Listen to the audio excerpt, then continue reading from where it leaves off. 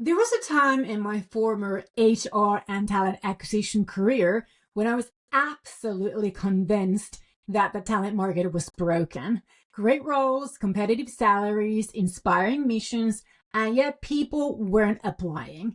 Or if they did, they were the wrong fit. I remember thinking, what more do they want from us? And then one day I realized I was asking the wrong question. Instead of why are they not coming to us, I asked, why would they choose us in the first place? There's many others that they can choose. The company I worked for was Management Events. It's a very successful invitation-only B2B event business that is also my client. And they bring together Europe's top C-level executives and select solution providers through their exclusive networking events. It's a wonderful company and wonderful services that they provide for top decision makers. At the time, when I was still working there, we were only just in the early steps of going global with that business. In Finland, we were very well known, very respected, both among customers and also the talent target audience. Hiring and retaining was not an issue at all. But when we started opening offices and hiring in new countries, we faced what all B2B businesses face when entering new markets. The talent audience has no idea who you are because your business marketing has been focused only on the B2B platforms and B2B people with B2B messages. And none of those messages have been relevant or crossed the radars of your target talent audiences. So I was struggling to figure out how to help the country managers with hiring when we were literally non-existent in the minds of the target talents locally. Not only were we that, but we were also very ambitious, wanting to hire the most competent, quick-thinking, talented, smart, socially capable young talents who only had their eyes on the media sexiest employers of that time. And I quickly learned that being unknown equals being untrustworthy in the eyes of a job seeker. Employers who are unknown in their target talent audiences are too much of a risk. And the more senior talent that you want to hire, the less they feel that they need to take those risks anymore in their career. Also, what I learned was that just because you are very well known and respected business in the eyes of the clients does not mean that the job seeker audience has any knowledge of you or respect towards you.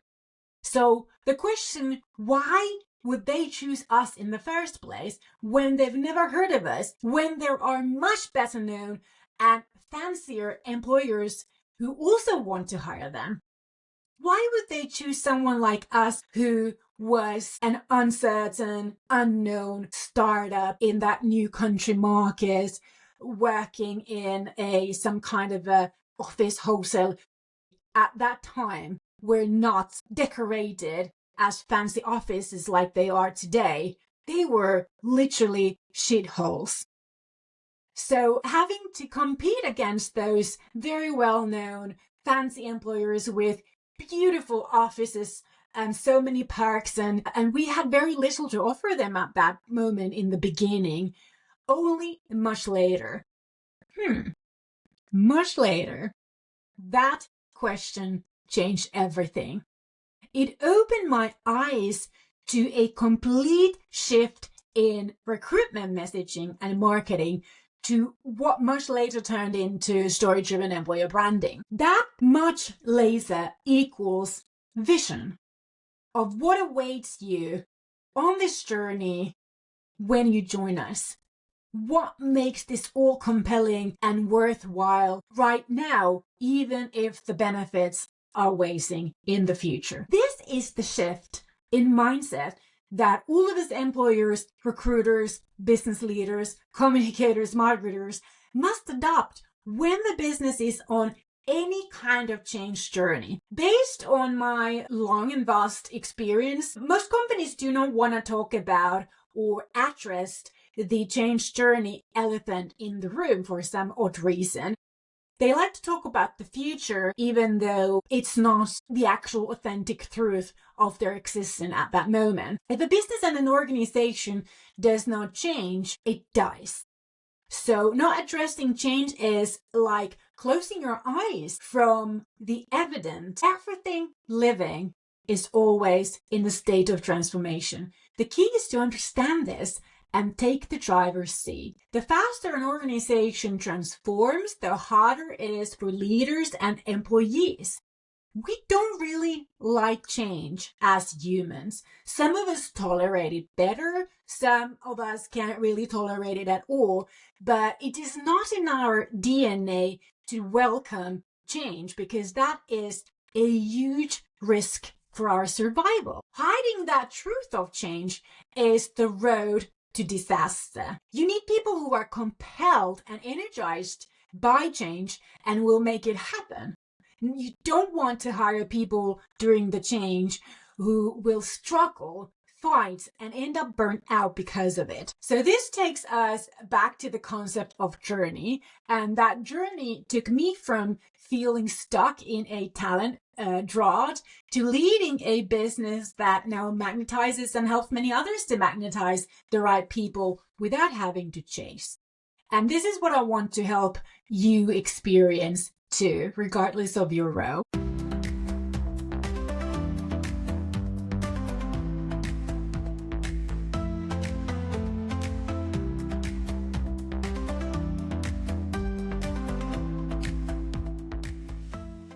With this long intro, welcome back to the Story Driven Business Podcast, my friend. My name is Susanna Rantanen, and if you're tired of hearing there just aren't enough good candidates out there while your business keeps struggling to grow, this episode is for you.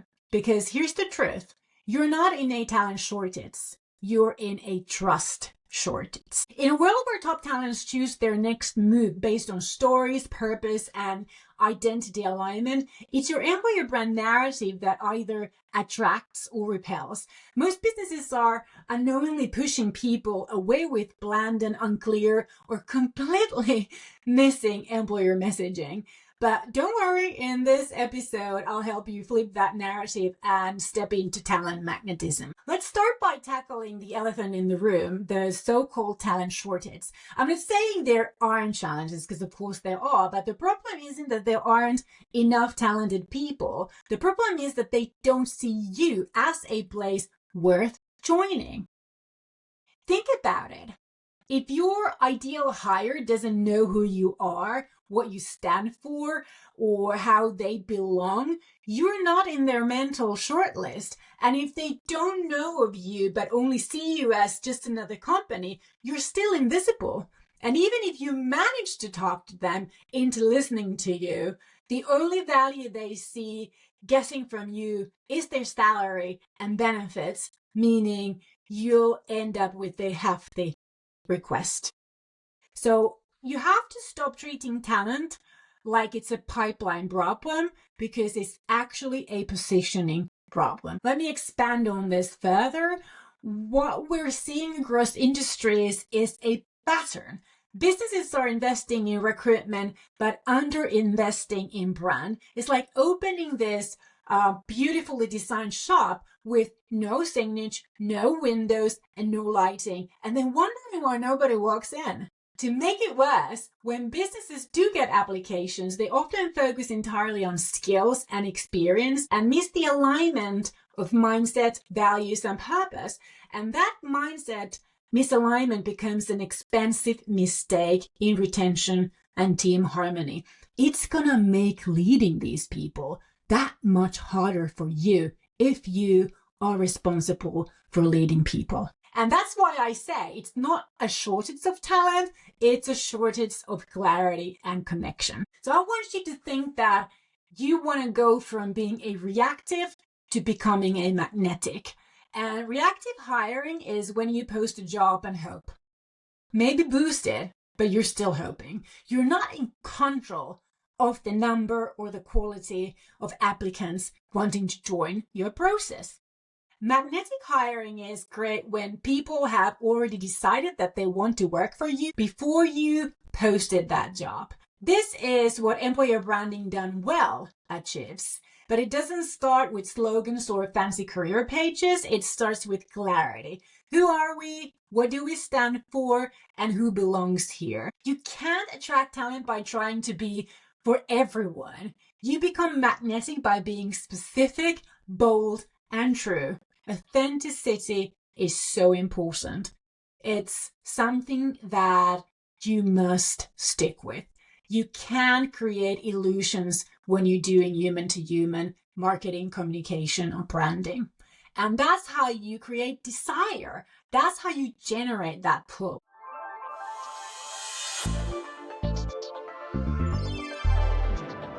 Let me share an example. One of our clients once worried if they communicated their true culture, which was fast-paced, no-nonsense, kind of high on autonomy, that they might scare people off. And guess what? Of course they did, but only the wrong ones. And the right ones obviously were excited. They leaned in. They saw themselves in that story and they wanted to become part of that company. So they ended up applying with enthusiasm. So when you're brave enough to repel, you become strong enough to attract. Just remember that. You want to have story as your strategy. Storytelling isn't fluff. It's a strategic communication tool that makes abstract things like culture, values, and leadership tangible. Your employer brand isn't a campaign. It cannot ever be a campaign. I hate when people talk about employer branding campaigns or they want to have a quote for employer branding campaign. We don't do campaigns in employer branding. Recruitment marketing is different, but that's not employer branding. Employer branding is an ongoing communication process. It's an ongoing story that you and your people tell, your leaders live, and your candidates can therefore feel and experience. And that story should not be about you as the employing part. It should be about the talent, whether you're talking about your existing employees or your future employees. In the magnetic employer branding method that I've created, we apply the sciences of storytelling and persuasive communication to position the talent as the hero and the employer, that's your company, as their trusted guide. And that's the story that resonates. That's what builds trust. I want to invite you to start seeing your communication like a movie script. Your job is to craft a narrative where the listener will say, "Ooh, that's me, that's my struggle, that's what I want." And then you guide them from that struggle towards their transformation. This is how story drives alignment, belonging, and action. When companies nail this, they become more than a workplace. They become a movement people want to join. If you are not in the boardroom and you want to have employer branding in the boardroom, you need me to be very blunt to you. Your ability as a business to attract and retain the right people is your growth strategy. It impacts performance, your business performance, people performance, innovation, retention, customer experience, sales, everything. If your leadership isn't involved in employer branding, you're missing out on one of the most under-leveraged levers for business success. Now, let me also highlight the ripple effect. A compelling employer brand boosts employee advocacy, strengthens internal culture, reduces recruitment costs, improves time to hire, and increases customer trust. Why is this? Because when employees feel proud and connected to where they work, they naturally deliver better results. They tell better stories. They become the brand. They live the brand. So this is not an HR hype or trend. This is modern leadership. So I'm going to give you 5 questions to audit, for you to audit your employer brand. So this is where you start. These are 5 very powerful questions to take you to your next leadership meeting.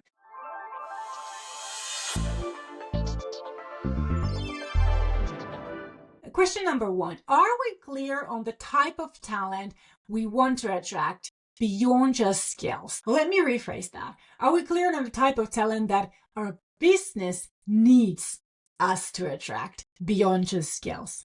Because sometimes when you think about what we want, it becomes like a personal decision or what you prefer as an individual in your organization. But that's not really about what you need. It's what the business needs. And question number 2, does our current messaging reflect who we really are as a company, to our customers, to our employees, to our future employees, and to our other stakeholders? Number 3, are our leaders visible, relatable, and consistent in how they show up? Number 4, are we creating content that tells our story from the talent's perspective? And number 5, do we measure the impact of our employer branding activities on actual business goals? These 5 questions will guide you forward towards clarity, alignment, and action. So my friend, are you ready to stop surviving these talent droughts and start leading with story? Are you ready to turn your company into a talent magnet through strong, story-driven leadership narrative? If you found this episode valuable, please share it with a fellow leader or communicator who's stuck in the old way of thinking. And if you're curious to learn how to actually implement the magnetic employer branding method, check out my new book, Story-Driven Employer Branding, because I believe this is the blueprint that you've been waiting for. You can get it on Amazon or directly from me with an autograph by placing your order at storydrivenemployerbranding.com. The links are available in the show notes for this episode that you can find on modernemployerbrand.com/podcast 201. I want to end this episode with this quote. You don't build a brand by talking about yourself. You build a brand by making others feel like they belong in your story. Until next time, keep matching minds with mission and never forget that your story is the most strategic asset. My name is Susanna Rantanen, your guide to business storytelling. See you again next week on this channel.